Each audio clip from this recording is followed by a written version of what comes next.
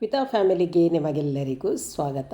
ಇವತ್ತು ಒಂದು ಒಳ್ಳೆಯ ರೆಸಿಪಿಯನ್ನು ನಿಮ್ಮ ಜೊತೆಗೆ ಶೇರ್ ಮಾಡ್ತಾ ಇದ್ದೇನೆ. ಇವತ್ತಿನ ರೆಸಿಪಿ ವಿಡಿಯೋನ ಸ್ಟಾರ್ಟ್ ಮಾಡೋದಕ್ಕಿಂತ ಮೊದಲು ಇನ್ನೂ ನನ್ನ ಚಾನಲನ್ನು ಸಬ್ಸ್ಕ್ರೈಬ್ ಮಾಡದೆ ನನ್ನ ವೀಡಿಯೋಸನ್ನು ನೋಡ್ತಾ ಇದ್ದರೆ ಪ್ಲೀಸ್ ನನ್ನ ಚಾನಲ್ಗೆ ಸಬ್ಸ್ಕ್ರೈಬ್ ಮಾಡಿ, ಸಪೋರ್ಟ್ ಮಾಡಿ.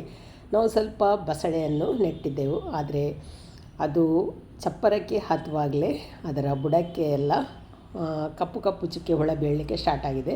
ಹಾಗಾಗಿ ಇವಾಗ ಚಿಗುರೊಡೆಯುತ್ತಿರುವುದನ್ನು ಜಾನ್ ಅವರು ಕೊಯ್ದು ಕೊಡ್ತಾ ಇದ್ದಾರೆ. ಹಾಗೆಯೇ ಇದಕ್ಕೆ ಒಂದು ಪಪ್ಪಾಯ ಕಾಯಿ ಹಾಕಿ ಕೂಡ ಪದಾರ್ಥ ಮಾಡೋದು. ಇಲ್ಲಿ ಪಪ್ಪಾಯ ಮರ ಕೂಡ ಬಿದ್ದಿದೆ, ಅದರಿಂದ ಒಂದು ಪಪ್ಪಾಯ ತೆಗೆದು ಇವಾಗ ನನಗೆ ಕೊಟ್ಟರು. ಹಾಗೆಯೇ ಇಲ್ಲಿ ಮಸಾಲಕ್ಕೆಲ್ಲ ನಾನು ರೆಡಿ ಮಾಡಿದ್ದೇನೆ.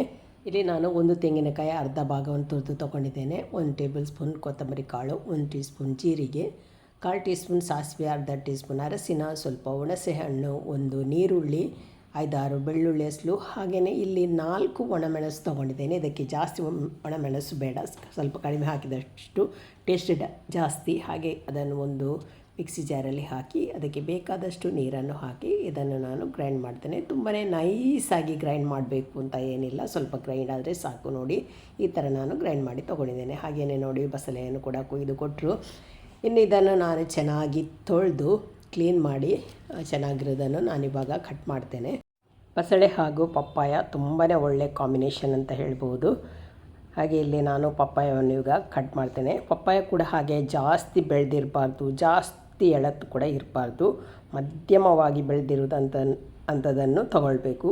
ಆವಾಗ ಪದಾರ್ಥ ತುಂಬಾ ಟೇಸ್ಟ್ ಆಗ್ತದೆ. ಜಾಸ್ತಿ ಹಣ್ಣು ಬೆಳೆದದ್ದು ಹಾಕಿದರೆ, ಅಂದರೆ ಹಣ್ಣಾಗ್ತಾ ಬರೋದನ್ನು ಹಾಕಿದರೆ ಪದಾರ್ಥ ಸಿಹಿ ಆಗ್ತದೆ.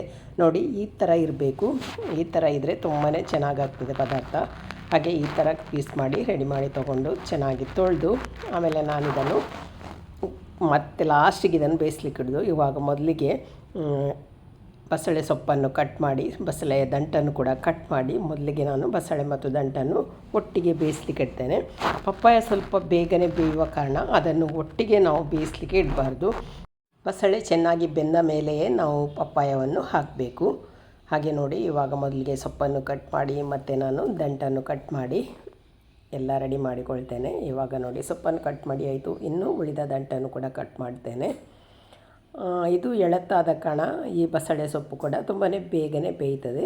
ಇಲ್ಲದಿದ್ದರೆ ಕೆಲವೊಂದು ಬೆಳೆದ ದಂಟ ಆದರೆ ಬೇಯಲಿಕ್ಕೆ ಸ್ವಲ್ಪ ಟೈಮ್ ತೊಗೊಳ್ತದೆ. ಇದು ಎಳತ್ತು ಚಿಗುರೊಡೆದನ್ನು ತೆಗೆದದಲ್ವ, ಹಾಗೆಯೇ ಇದು ಬೇಗನೆ ಬೇಯ್ತದೆ. ಇವಾಗ ಎಲ್ಲ ಕಟ್ ಮಾಡಿ ಆಯಿತು. ಅದಕ್ಕೆ ಬೇಕಾದಷ್ಟು ಉಪ್ಪು ಹಾಗೂ ನೀರನ್ನು ಹಾಕಿ ಇದನ್ನು ಬೇಯಿಸ್ಲಿಕ್ಕೆ ಇಡ್ತೇನೆ. ಇದು ಚೆನ್ನಾಗಿ ಬೆಂದ ಮೇಲೆ ಪಪ್ಪಾಯದ ತುಂಡುಗಳನ್ನು ಹಾಕೋದು. ಹಾಗೆ ಇಲ್ಲಿ ನೋಡಿ, ಇವಾಗ ಮಧ್ಯದಲ್ಲಿ ಒಮ್ಮೆ ನಾನು ಕೈ ಆಡಿಸ್ತಾ ಇದ್ದೇನೆ. ಎಲ್ಲವನ್ನು ಚೆನ್ನಾಗಿ ಮಿಕ್ಸ್ ಮಾಡಿ ಮತ್ತು ಸ್ವಲ್ಪ ಮುಚ್ಚಳವನ್ನು ಮುಚ್ಚಿ ಸ್ವಲ್ಪ ಚೆನ್ನಾಗಿ ಬೇಯಲಿಕ್ಕೆ ಬಿಡ್ತೇನೆ. ಚೆನ್ನಾಗಿ ಬೆಂದ ಮೇಲೇ ನಾನು ಇದಕ್ಕೆ ಪಪ್ಪಾಯದ ತುಂಡುಗಳನ್ನು ಹಾಕೋದು.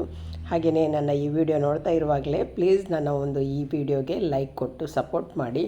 ಹಾಗೆ ಇವಾಗ ನೋಡಿ, ಬಸಳೆ ಸೊಪ್ಪು ಹಾಗೂ ದಂಟು ಚೆನ್ನಾಗಿ ಬೆಂದಿದೆ.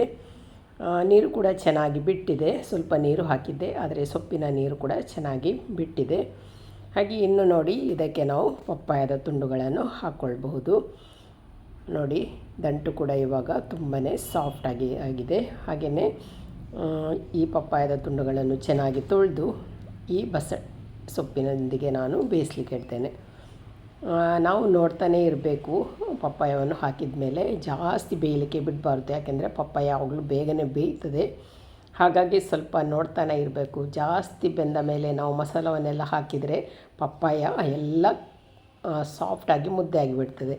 ಹಾಗಾಗಿ ನೋಡಿ, ಸ್ವಲ್ಪ ಗಟ್ಟಿ ಇರುವಾಗಲೇ ನಾವು ಅದಕ್ಕೆ ಮಸಾಲವನ್ನು ಹಾಕಿದರೆ ಮತ್ತು ಮಸಾಲದೊಂದಿಗೆ ಆ ಪಪ್ಪಾಯ ಕೂಡ ಚೆನ್ನಾಗಿ ಬೇಯ್ತದೆ. ಇವಾಗ ನೋಡಿ, ಪಪ್ಪಾಯ ಸಾಫ್ಟ್ ಆಯಿತು. ಇಷ್ಟು ಸಾಫ್ಟ್ ಆಗುವಾಗ ನಾವು ಇದಕ್ಕೆ ಮಸಾಲವನ್ನು ಹಾಕ್ಕೊಳ್ಬೇಕು. ಜಾಸ್ತಿ ಸಾಫ್ಟ್ ಆಗಲಿಕ್ಕೆ ಬಿಡಬಾರ್ದು. ನೋಡಿ, ಇವಾಗ ಬಸಳೆ ಸೊಪ್ಪು ಹಾಗೂ ಪಪ್ಪಾಯ ಚೆನ್ನಾಗಿ ಬೆಂದಿದೆ. ಅದಕ್ಕೆ ಇವಾಗ ನಾನು ಮಸಾಲವನ್ನು ಹಾಕ್ತೇನೆ.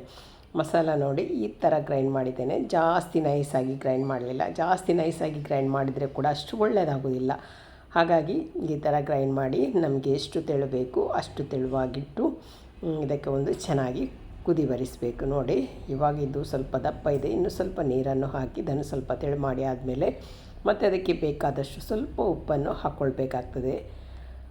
ಹಾಗೆ ನೋಡಿ, ಇವಾಗ ಕರೆಕ್ಟ್ ಕನ್ಸಿಸ್ಟೆನ್ಸಿಯಲ್ಲಿ ಇದೆ. ಹಾಗೆ ಇನ್ನು ಒಂದು ಮುಚ್ಚಳವನ್ನು ಮುಚ್ಚಿ ಇದನ್ನು ಚೆನ್ನಾಗಿ ಕುದಿಲಿಕ್ಕೆ ಬಿಡ್ತೇನೆ. ನೋಡುವಾಗಲೇ ಒಂಥರ ಖುಷಿಯಾಗ್ತದೆ, ಅಷ್ಟು ಒಳ್ಳೆ ಕಾಂಬಿನೇಷನ್ ಪಪ್ಪಾಯ ಹಾಗೂ ಬಸಳೆ. ಕೆಲವೆಲ್ಲ ಕಾಂಬಿನೇಷನ್ ಇದೆ, ಪಪ್ಪಾಯ ಬಸಳೆ ಹಾಗೂ ಬಸಳೆಗೆ ಹಲಸಿನ ಬೀಜ ಮತ್ತು ಬಸಳೆ ಪುಂಡಿ ಅದನ್ನೆಲ್ಲ ನಾವು ಮಾಡ್ಕೊಳ್ಬೋದು. ಬಸಳೆ ಅಂದಮೇಲೆ ಅದರಲ್ಲಿ ವೆರೈಟಿಯಾಗಿ ನಮಗೆ ಮಾಡಲಿಕ್ಕಾಗ್ತದೆ.